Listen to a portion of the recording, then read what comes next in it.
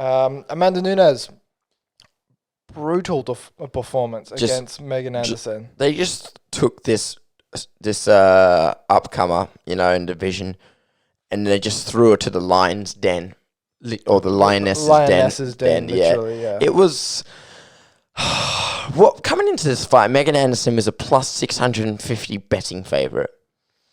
So no, underdog. Under that, I'm pretty sure. So Megan Anderson was a plus 650 betting favorite. You said favourites, not a favourite. Sorry, underdog. Oh, God, pardon me. Plus 650 underdog.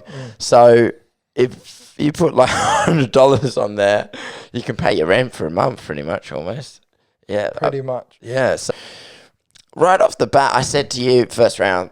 I thought third round. Third round. Just the moment I knew, I'm not hating on it, but I just kind of felt like they were just, I feel like Amanda just said to Dana, give me a fighter, and then Dana must have got all the women's fighters together in the room. Okay, who wants to fight Amanda Nunes? And then Megan just was brave enough to put her hand up, because anyone who's brave enough to go against the most dominant female fighter of all time, probably the female GOAT, it's just the moment I knew that she was going to lose was when Amanda rocked her with that right hook to the temple, and then her eyes just lit up. She stumbled back, then Nunes just leg kicked her, and then she just went straight. Surprised her. Yeah. I think the power surprised her, because we'd actually been hearing accounts that Amanda Nunes had been knocking out her male training partners during her training camp.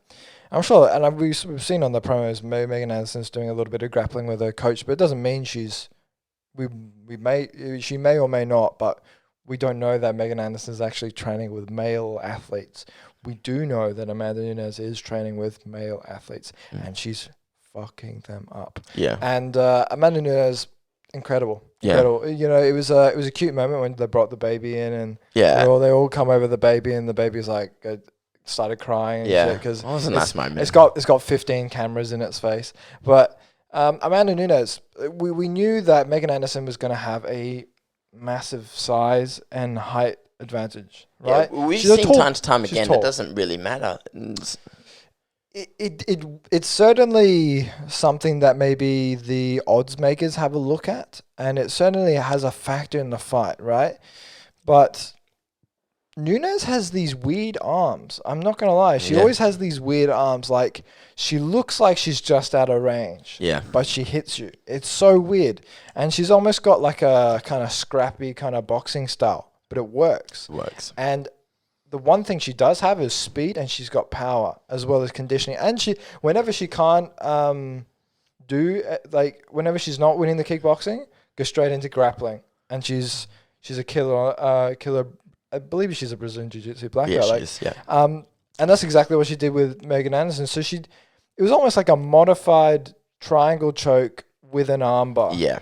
So she set up the triangle with the legs, and then she just hooked it in around the back. And then what she did was she rolled to her side, and then she set up the figure eight inside her hook. So that's why one thing I'm taught is, when you're trying to set up an armbar, naturally what everyone's going to do is they're trying to bring their hands together. So what you do is you have to set up a figure eight, so it breaks it at the wrist by using your body weight, pulling back, and then what happened from them was, if that doesn't work from the straight armbar, what you do is you pull that arm, and then you put it next to your waist. You actually use your body weight to get it down. Exactly. Yeah. And then you push down, as use your hip as a lever.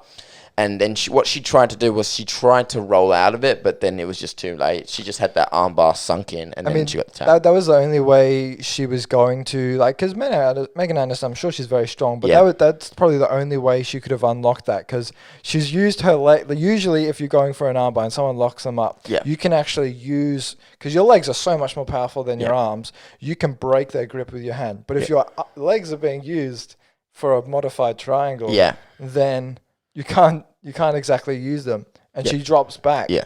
And it was so quick. Yeah. And it's 2 seconds, straight, tap. It's also from the angle.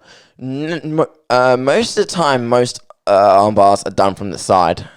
She was done from above her head. And to guard someone and try and reach up when they're basically pulling upwards of you, naturally your arms can extend that way. So that's why it's incredibly hard to defend. And it's hard to roll out of as well. because she couldn't have rolled out of that triangle though. It was in so deep. There's no way. There's no way. I just felt like it was a clean cut win. Hats off to Amanda. Do you think Anderson got any significant strikes at all? I don't think she did. I don't think she did either.